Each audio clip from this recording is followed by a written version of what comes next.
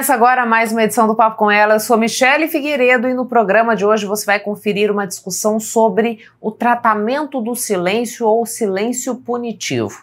A gente também fala sobre essa geração ansiosa, né? Por que nos dias atuais é tão comum a gente ver pessoas sofrendo com esse desequilíbrio aqui na nossa sociedade. E também os cuidados que são necessários para a pele diabética. Então fica o meu convite, prepara o teu café e vem comigo conferir o que a gente preparou aqui no Papo. O silêncio pode acalmar, mas também pode ferir profundamente. Hoje nós vamos falar sobre um comportamento que destrói relações, abala a autoestima e muitas vezes passa despercebido. O silêncio punitivo. Para entender por que isso acontece, como identificar e principalmente como se proteger, eu converso com a psicóloga Isadora Soeiro. Isadora, muito obrigada por aceitar o nosso convite, para que a gente entendesse um pouco o que é essa prática do silêncio punitivo, né? E como é que eu faço para diferenciar quando uma pessoa está adotando essa sistemática como uma forma mesmo de penalizar quem está lá na outra ponta, ou quando essa pessoa ela precisa do silêncio para se recompor. Primeiramente, né, eu queria agradecer o convite para estar discutindo uma temática tão importante, né, como essa, que está intrincada, querendo ou não, na questão das relações humanas. E como é que a gente pode estar identificando, né? O silêncio punitivo ou tratamento de silêncio nada mais é do que uma, vamos dizer assim, estratégia utilizada, né, para fazer com que a pessoa seja isolada, né, através do silêncio. Então a pessoa evita a outra. E aí quando você me pergunta como eu posso fazer para diferenciar, né, a gente pode estar separando em um silêncio punitivo e um silêncio reflexivo, vamos dizer assim. O silêncio punitivo, ele realmente, a pessoa tem uma intenção de punir. Então ele é intencional. Já esse silêncio reflexivo, que a gente precisa realmente tá separando, né? Às vezes a pessoa precisa de um tempo. Então assim, eu preciso de um tempo, minha cabeça está quente, eu preciso de um tempo para refletir aqui, para poder conversar, né? E as pessoas se acertarem, né? Então esse seria o silêncio reflexivo, né? E é até bom você trazer essa pergunta, porque às vezes as pessoas podem pensar, então toda vez que a pessoa ficar em silêncio comigo, então ela está me punindo. Não necessariamente, né? Então assim, tem esse silêncio também no sentido de estar evitando o conflito, né? Então a gente tem que estar bem ciente, né, dessa diferença. E o que vai pautar a diferença na prática? Porque assim, quando você diz é um silêncio para punir, de alguma maneira eu uso dessa ausência de comunicação para manipular a outra pessoa, né? Isso vai ser recorrente? Sempre que eu me sentir contrariada, por exemplo, eu posso lançar mão dessa ferramenta para fazer o outro se sentir culpado ou concordar com aquilo que eu quero. Essa seria a diferença desse silêncio punitivo ou tratamento do silêncio para esse outro que é desse momento de refazimento mesmo? Então, realmente, quando a gente fala de que é uma violência, né? Primeiro, é uma violência psicológica, essa questão do tratamento do silêncio. E o tratamento do silêncio, ele vai sempre estar ligado a essa questão de punir, manipular, né, a pessoa. E assim, às vezes é muito difícil a pessoa perceber isso, e é algo recorrente. Então assim, às vezes pode acontecer que a gente tenha feito uma outra vez sem se perceber, né? Mas quando é algo que tem uma recorrência e intencionalmente para que faça com que aquela pessoa faça determinada coisa que eu quero, como eu quero, né? A gente vai estar falando de um silêncio punitivo. E aí, assim, quando a gente para pensar, às vezes é difícil a gente pegar e delimitar o que é uma violência psicológica. Porque quando a gente fala em violência física, deixa marca. Então você olha, tem marca ali. Mas a violência psicológica, ela aparentemente não vai ter uma marca, não vai ter um roxo, mas vai ter uma marca interna, né? E isso vai também trazer inúmeras consequências para aquela pessoa. Às vezes a pessoa não percebe que está presa num relacionamento abusivo, porque isso faz parte de um relacionamento abusivo. E também é importante, Michele, a gente pontuar que o tratamento de silêncio, o silêncio punitivo, ele não acontece só em relacionamentos amorosos. Porque às vezes a gente pode pensar assim, ela está falando só de relacionamentos abusivos, que a gente já liga com relacionamento amoroso. Mas não, pode acontecer em relacionamentos familiares, né? Pode acontecer em relacionamentos institucionais. E aí a gente pode já estar entrando numa seara assim, do assédio moral, né? Uhum. E é interessante quando a gente fala de tratamento de silêncio, né? Tem um termo que as pessoas também usam de ostracismo, né? Uhum. Que seria, a gente lembrando lá das aulinhas de história, né? Lá na Grécia Antiga, o que é que as pessoas faziam? Quando queriam punir, né, um cidadão, que eles tinham muito essa questão do cidadão, né? Eu sou cidadão ali. Eles excluíam, eles baniam, né? E era justamente isso, era o não falar, era o não considerar. Então, assim, o silêncio aí é aquela coisa, o silêncio também comunica algo, né? Então, assim, quando eu não reconheço o outro, né? Então eu não o considero, né? Quem é vítima do tratamento de silêncio, Isadora, quais são as complicações que ele vai vivenciar nas relações mesmo, né? Nós somos seres sociáveis. Quando eu estou num tratamento, seja com os meus pais, com os meus irmãos, nessa relação do universo de trabalho ou até mesmo dentro de uma relação amorosa, se eu sou submetida a esse tratamento do silêncio com recorrência, que tipo de comportamento eu desenvolvo, né? Que tipo de ferida se abre nessa pessoa e que tipo de postura ela costuma adotar? Uhum. A primeira coisa que a gente tem que pensar, né, é que isso abala a autoestima da pessoa. E quando a gente fala de autoestima, muitas vezes tem essa ideia da autoestima ligada à beleza, né? Uhum. Assim, a autoestima você se arrumar e tal, mas a autoestima de você se considerar, né? Uhum. Então, assim, isso primeiro pode abalar a autoestima. E geralmente o que é que acontece nessas situações? A pessoa tende a pisar em ovos, né? Então, assim, ela sempre vai estar com medo do que é que pode estar acontecendo, ou o que é que ela fez errado. Ela vai estar sempre se culpabilizando sobre algo. E aí, o que é que acaba gerando? Uma insegurança, né? Então, é comum a gente ver pessoas muito inseguras nos relacionamentos hoje, com medo de se colocar, qual vai ser a reação do outro, porque ele tem a pessoa sempre se acha que tá culpada, né? Uhum. Então, assim, às vezes até a vítima acaba pedindo desculpa por algo que não fez nada, né? Uhum. Então, assim, uma das coisas que pode acontecer é isso. Mas também, a longo prazo, né, a gente pode observar sintomas depressivos, ansiedade, porque a pessoa sempre vai estar ansioso, né, sobre o que é que deve fazer, como se portar com o outro. E também, né, a gente pode pensar em casos que compliquem mais, até mesmo ideação suicida. Porque começa ali na autoestima, né? E aí a gente pode estar desenvolvendo transtornos e até mesmo questão de ideação suicida. Quando esse tratamento de silêncio se dá numa relação de parentalidade, né? Que eu tenho ali mãe e filho, ou pai e filho, o que isso implica no desenvolvimento da criança, né? Quando ele tem esse canal de comunicação interrompido com esses pais, justamente por conta do tratamento do silêncio. Uhum. A gente costuma falar, né, que a relação com os pais são as relações primárias, que acabam moldando como nós nos relacionamos com o mundo, como nós nos relacionamos com as outras pessoas, enfim, e acaba que pode acontecer da pessoa levar isso para outras relações. Então, assim, a pessoa se torna... Ela adotar aquilo como um comportamento que é aceitável, seria isso? Na verdade, eu penso na questão da reação dela, né? Como eu estava falando. Uma pessoa que está numa relação em que a outra constantemente está utilizando desse tipo de violência psicológica, ela tende a se tornar muito insegura, né, do que está fazendo. Ela tende a muitas vezes nem se colocar, né, e muitas vezes se anular, né, e acaba que a pessoa tende a achar que isso é o normal, Entendi.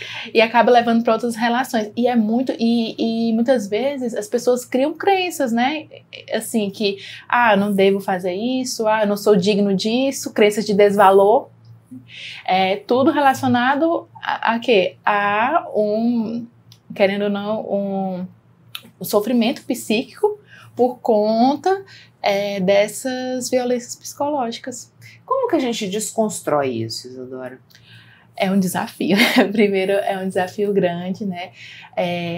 Eu diria que, assim, o primeiro passo é trabalhar na terapia, né? Psicoterapia, porque, assim, são camadas, né, tão profundas que, às vezes, assim, é todo um processo terapêutico para a gente descobrir isso. Porque eu acho que muitas pessoas que estão hoje em casa ouvindo falar sobre isso, nunca ouviram falar, uma nomenclatura nova, mas assim, quando se colocam e pensam, nossa, mas por que eu piso em ovos nessa relação? E aí, assim, até que a pessoa consiga se conscientizar sobre isso, né, se perceber, né, desse modo nas relações, e daí, depois que se perceber, conseguir desconstruir, tomar novas atitudes, isso é um processo terapêutico, né? Então, assim, a beleza do processo terapêutico, quando a gente vê, assim, a pessoa evoluindo, né? Então, as pessoas chegam com uma demanda, às vezes a pessoa chega no consultório com uma demanda de insegurança, insatisfação no relacionamento, e quando vai ver, tem tudo isso aí por trás, né? Pra gente trabalhar. E agora, pensando em quem adota, né, essa prática do tratamento de silêncio, isso é premeditado? Essa pessoa, ela tem consciência do impacto que ela vai causar no outro com esse tipo de atitude? Porque, e também aqui, como é que eu comunico para o outro quando não é tratamento de silêncio, né? Quando eu preciso aquela pausa para que aquela discussão talvez não evolua para um processo que seja mais difícil de contornar. Eu tenho que dizer para a pessoa, falar assim, olha, me dá um tempo agora que eu preciso me recompor, que eu preciso refletir. Sim. Então, em relação, né, a quem adota, né, esse tipo de tratamento de silêncio, bom, às vezes pode acontecer da pessoa, vamos dizer assim, não ser aquela coisa premeditada, calculada, mas assim, quando a pessoa, ela adota um comportamento no qual ela sabe que ela, como consequência, vai ter algo benéfico para ela, porque às vezes as pessoas pensam assim, não, às vezes sim, vai ter pessoas que, eu sei que se eu ficar aqui em silêncio por algumas horas, alguns dias e tal, eu vou conseguir algo aqui dessa pessoa, né? Eu vou conseguir, por exemplo, ir para algum canto que a pessoa não quer, ou que a pessoa faça isso ou aquilo, né? Enfim, então tem isso. Mas o que acontece? Às vezes, a pessoa só sabe que eu vou conseguir dessa forma, né? E assim, até a pessoa trabalhar isso e ver que isso está machucando o outro, por isso que assim, é tão importante, né, a comunicação. Às vezes as pessoas também têm essa dificuldade, né, essa barreira de comunicar, olha, isso me machuca, eu não gosto disso, isso me fere, eu fico perdida quando você faz algo, né, enfim. E como você falou, né, em relação a esse silêncio reflexivo, né, sim, a gente precisa comunicar, e essa é a grande dificuldade que a gente tem. Muitas vezes eu recebo muito, né, no consultório, então no hospital, né, situações nas quais a pessoa tá com incômodo, né, e assim, eu pergunto, mas você já falou sobre isso? Você já falou sobre isso com alguém? Não pensei sobre isso, não falei. Aí eu até brinco, né? Assim, nossa, a bola de cristal da pessoa quebrou, né? Você precisa verbalizar, né? Então as pessoas têm muito essa dificuldade. E assim, muitas vezes pensando que, se eu falar isso, algo vai desagradar. Mas assim, muitas vezes a gente precisa colocar as coisas à mesa para poder, né, se entender. Isso é um relacionamento. Né? Relacionamento é isso, é essa via de mão dupla, né?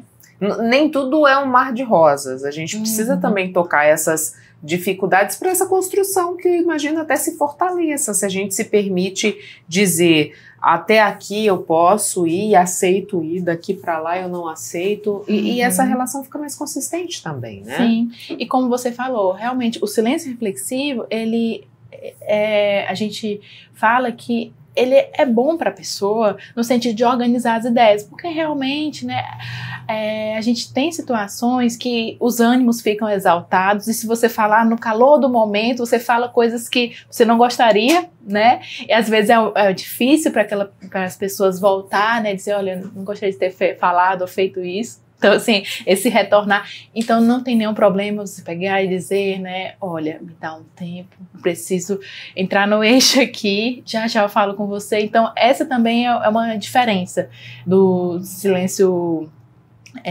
punitivo para esse reflexivo. Você citou duas nuances da comunicação, Isadora, que eu acho que exemplificou bem a importância que isso tem para a gente, né? Primeiro, a ausência de comunicação nesse silêncio punitivo faz com que um processo de violência se desencadeie e essa pessoa que é vítima dessa situação se vê imbricada numa série de outras complicações, como essa crença de não valor, essa questão da baixa autoestima e, por outro lado, uma necessidade de dialogar, de se comunicar para que essa coisa funcione, para que ela dê certo, né? Queria que você falasse um pouquinho para a gente da relevância da comunicação para o ser humano, né? Porque, querendo ou não, a gente está falando da ausência dessa comunicação no silêncio punitivo, né? Sim. Se a gente for parar para pensar um pouquinho, o ser humano deu certo por conta da comunicação, né? Então, assim, nós nos formamos em grupos, né? Então, assim, teve que formar aquelas comunidades ali, as pessoas comunicando, trocando ideias sobre o alimento, sobre moradia, né? Sobre estratégias de convivência em grupo. E hoje em dia, né, passando o tempo, a gente tem hoje um mundo digital. Então, assim, se você não comunica, se você não está ali trocando, né, com o outro, se o outro não te reconhece ali, até mesmo se for no meio digital, a pessoa se sente invisibilizada. Enfim, e assim, hoje em dia não tem como, né, as pessoas estão totalmente em relação. Então, assim, a comunicação, nós somos seres sociáveis, nós precisamos de comunicação. Tanto é que hoje um dos grandes problemas, às vezes, de depressão e tudo mais, é essa falta de comunicação. Os problemas dos relacionamentos é falta de comunicação, né? Então, assim,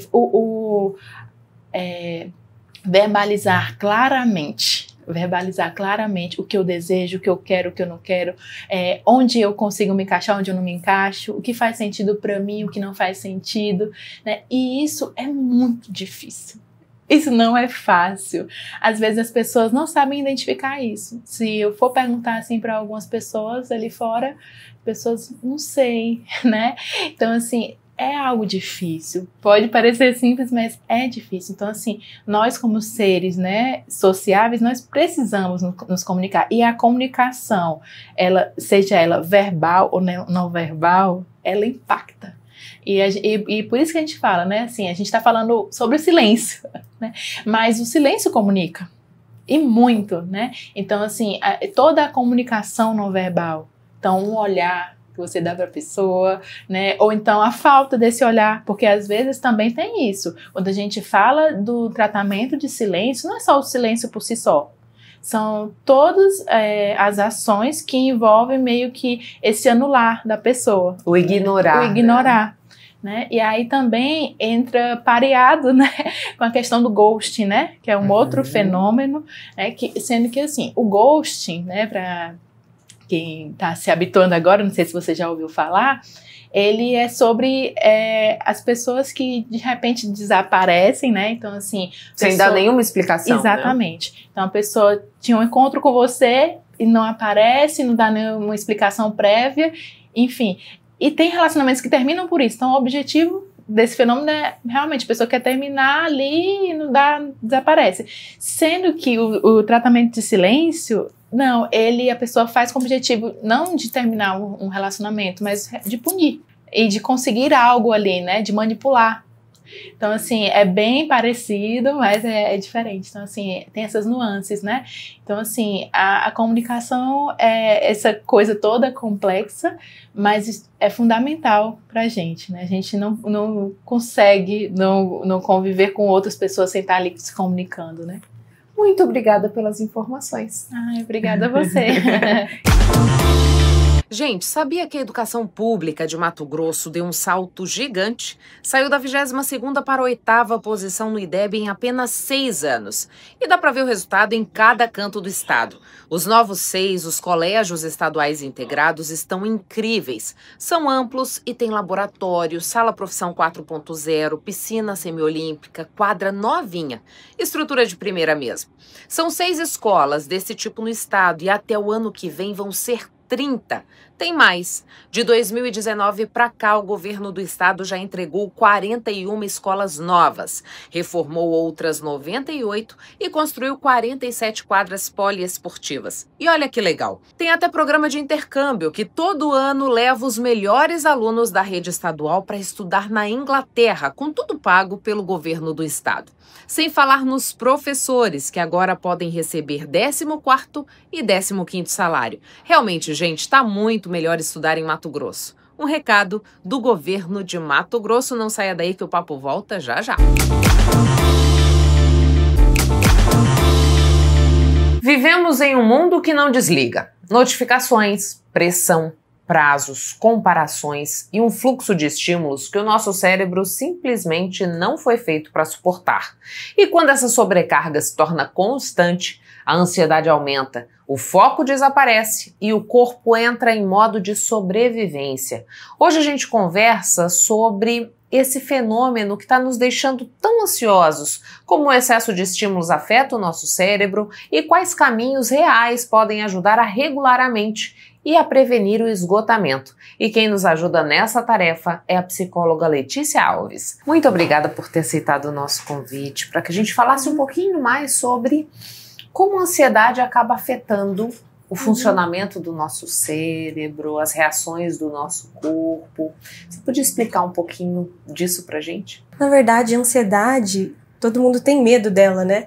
Mas ela é importante, assim como as outras emoções também, né? A raiva, o medo, a felicidade, a tristeza. A ansiedade também tem o seu papel. E é importante que nós sentimos todas essas emoções.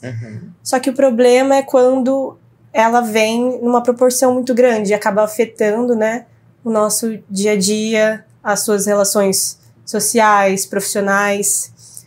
Hoje em dia, a ansiedade, infelizmente, ela afeta muitas pessoas, né? Então, eu recebo muito no consultório pessoas com problemas de ansiedade.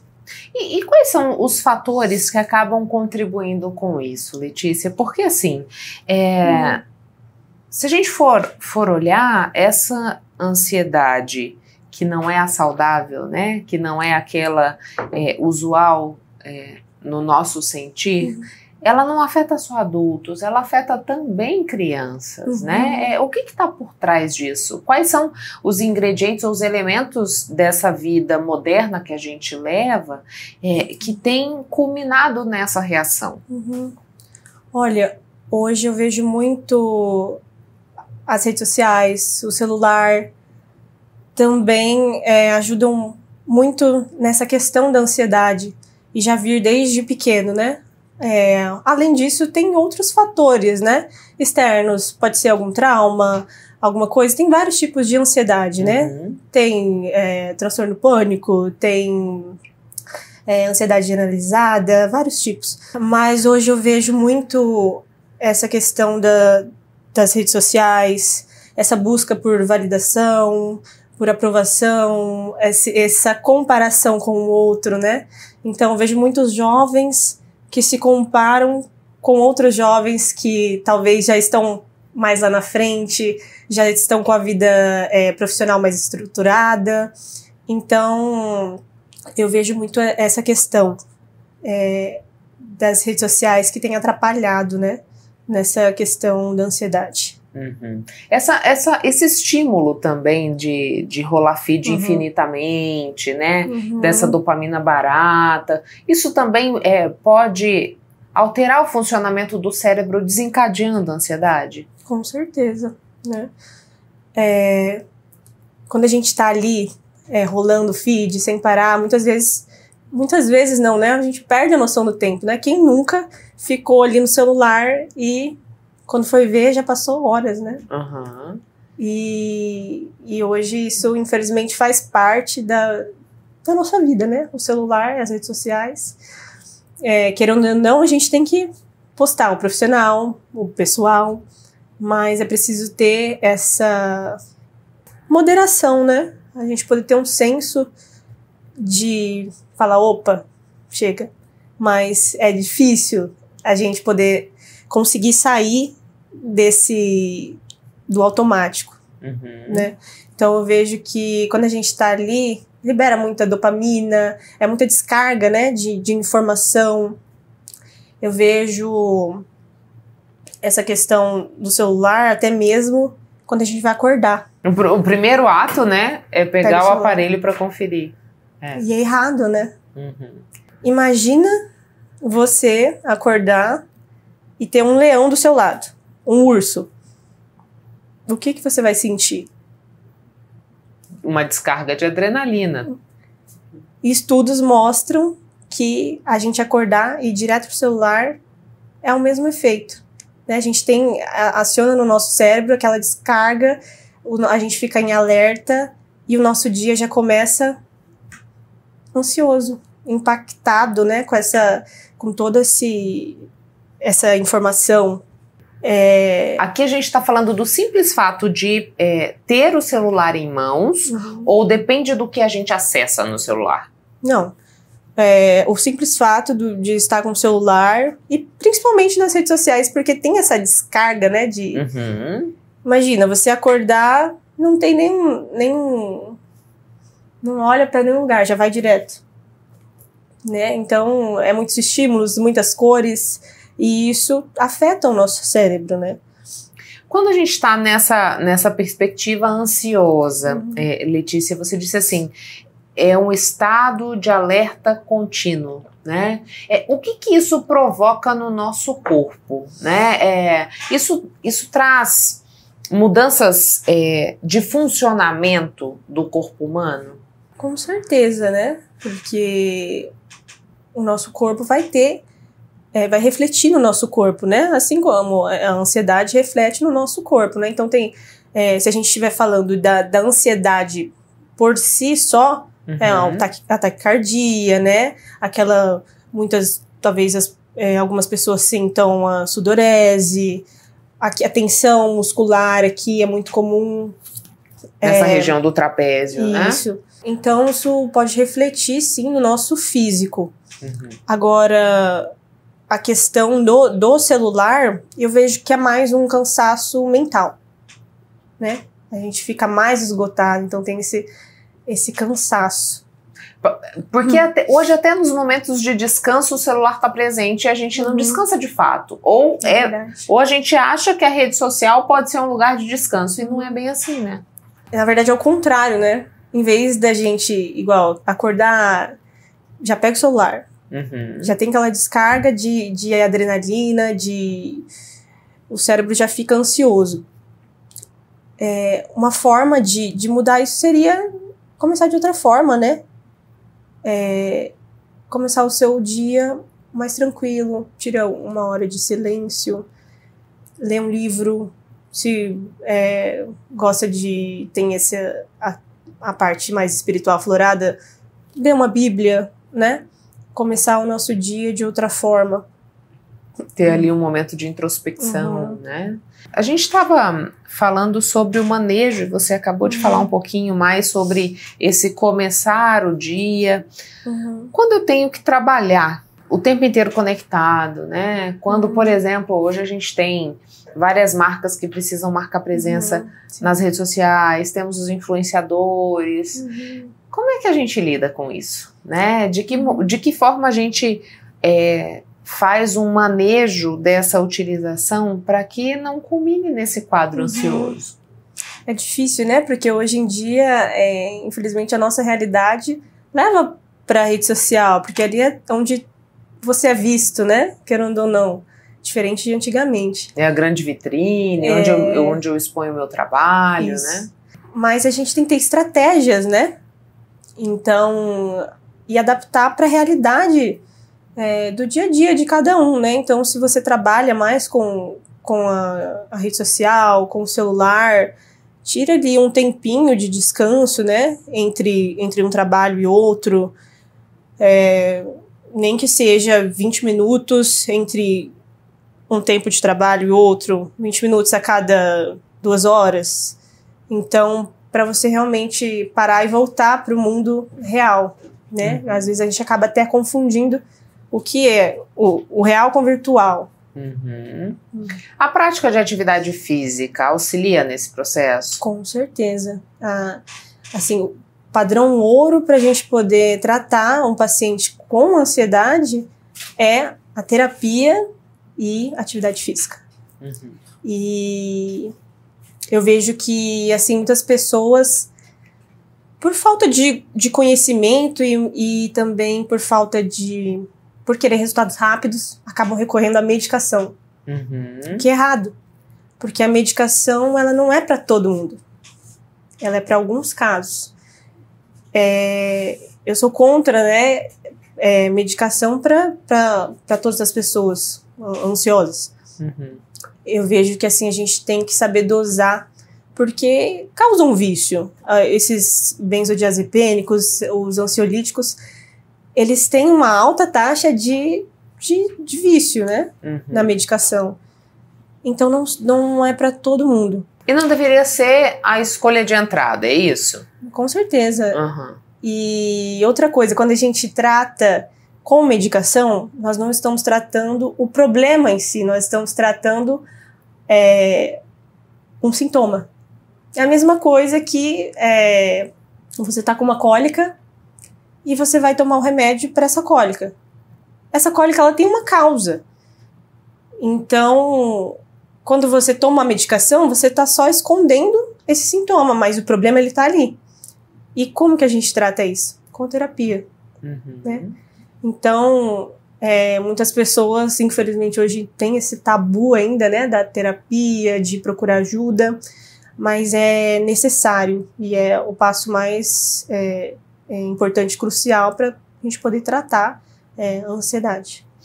Quando eu percebo que a ansiedade que eu sinto não é aquela ansiedade natural, né? Que me visita quando eu tenho um grande projeto, quando eu vou me arriscar numa atividade que eu nunca executei, que a gente sabe que essa ansiedade se faz presente, né? Por aquela expectativa. Então, a partir de que momento, Letícia, eu entendo que aquele quadro, ele necessita de um suporte, que eu preciso ter uma atenção maior com aquela situação e que eu preciso procurar, por exemplo, a terapia?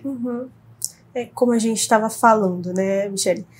É importante nós termos todas as emoções, né, ali. Todas as emoções são importantes. Mas nós percebemos que ela tá desregulada, né, ela tá muito acima quando a gente tem uma frequência muito alta dessa ansiedade, e quando ela está afetando, né, outras áreas da sua vida, quando está afetando ali o seu trabalho, ali na sua casa. Então, mas eu sempre indico também não buscar essa ajuda da terapia só quando o problema está lá. Instalado, né? Que é o que a maioria das pessoas, infelizmente, faz. A terapia, ela seria, digamos assim, um canal para autoconhecimento, até para a gente entender, né, o que pega, o que não pega, qual é a área que eu preciso dar mais atenção. Com certeza. Com certeza. Na terapia a gente vai trabalhar esse autoconhecimento, né? Tanto para a gente regular as emoções, conseguir você se conhecer. Quando que eu sinto essa ansiedade? que é meu gatilho, né? Qual é o meu gatilho? De onde que isso vem? Né? Vem da infância? Vem de um problema, algum trauma que eu passei? Então, a gente faz esse trabalho de autoconhecimento dentro da terapia, para a gente poder conseguir manejar, né, essas emoções.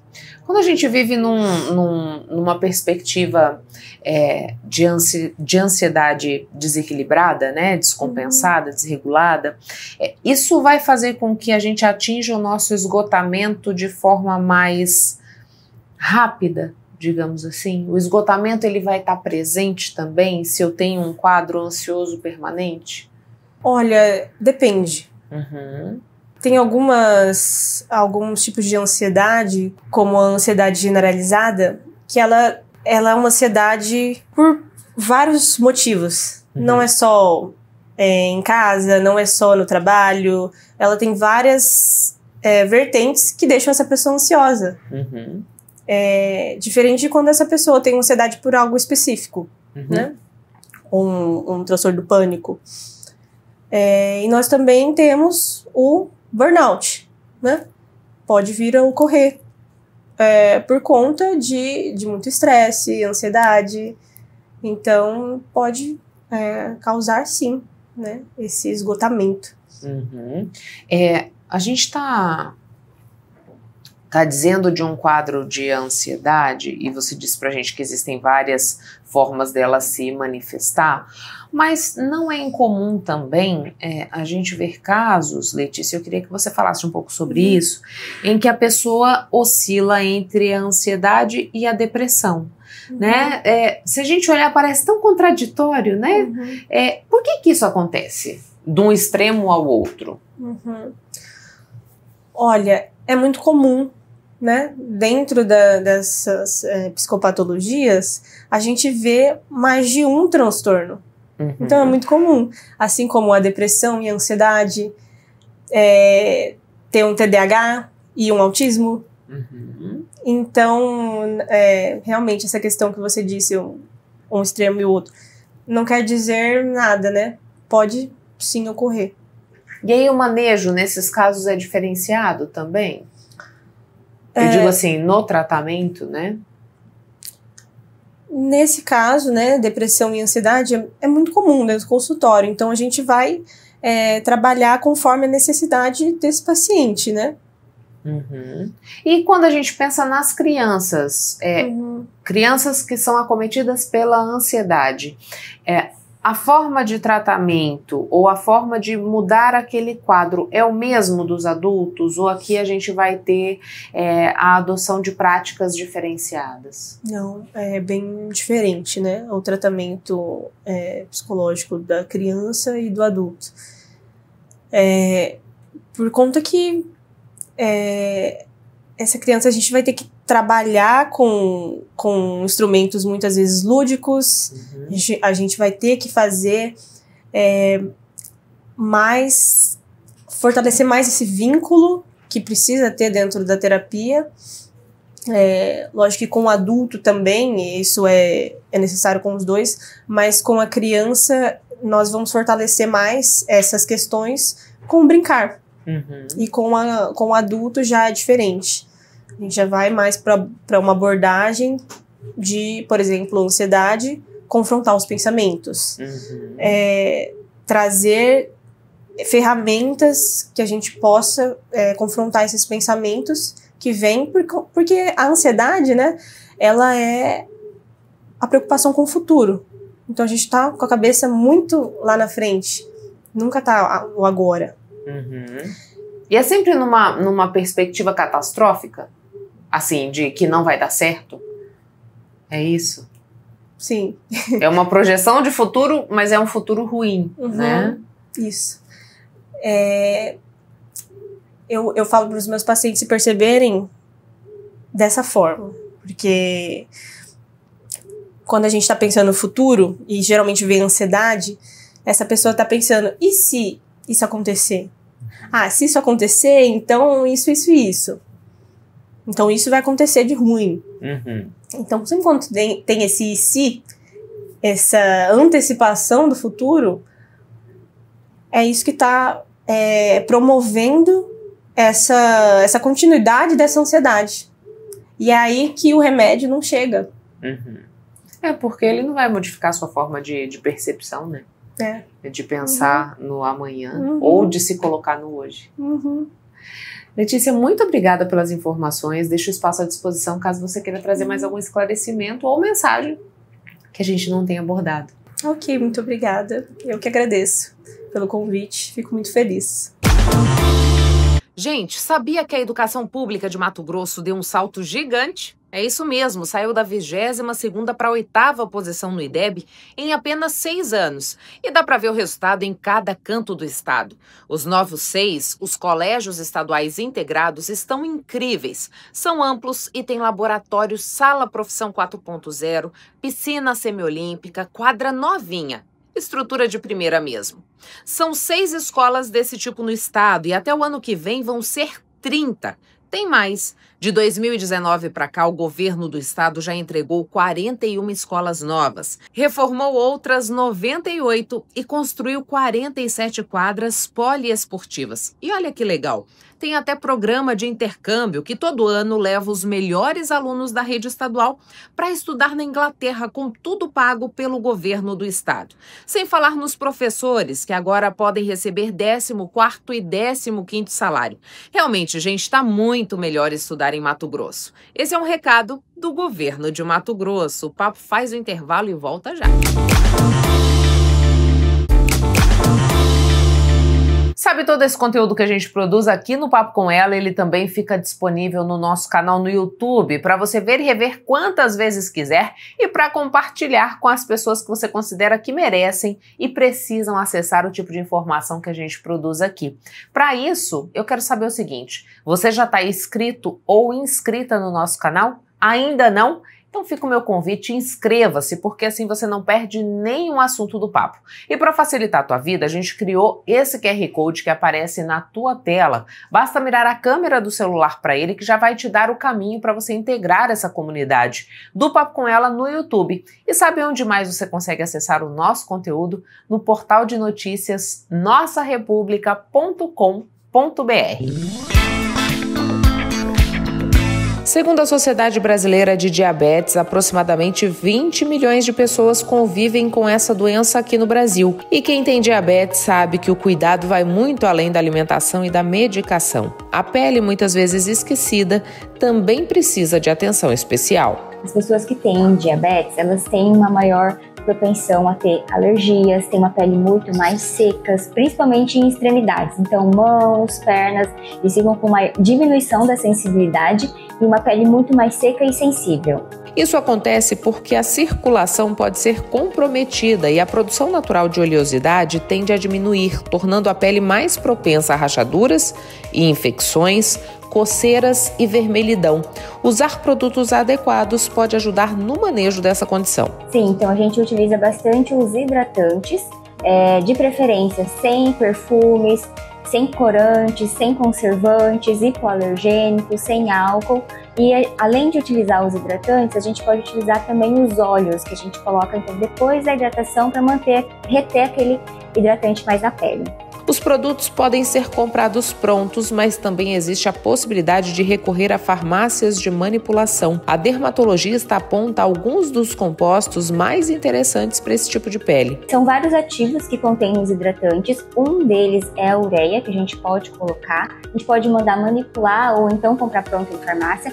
E tem outros ativos que também a gente pode associar. Então, aloe vera, manteiga de karité, glicerina, então óleos vegetais, então todos esses a gente pode associar. O cuidado com a pele não se limita somente à hidratação, é preciso observar como o banho está sendo realizado. Dependendo das escolhas feitas, a situação da pele pode se agravar. Então evitar buchas, evitar água muito quente, utilizar sabonetes mais neutros, e logo após o banho, nos 3 primeiros minutos após o banho, já aplicar o hidratante. Caprichar na ingestão de água e manter a glicemia sob controle também ajudam a garantir a saúde da pele.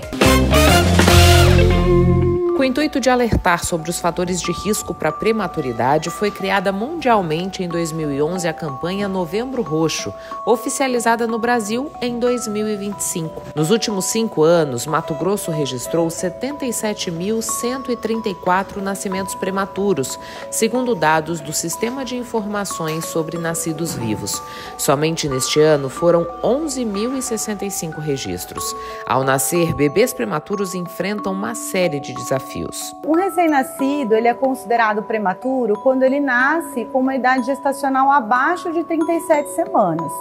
Né? E assim como esse bebê não está previamente totalmente formado, a gente sempre fala que o grande desafio é que garantir que o desenvolvimento que deveria acontecer dentro da barriga da mãe, ou seja, intraútero, ele aconteça aqui fora da melhor maneira possível. No Brasil, cerca de 11% dos nascimentos ocorrem antes das 37 semanas de gestação, o que representa mais de 300 mil bebês prematuros por ano, segundo o Ministério da Saúde.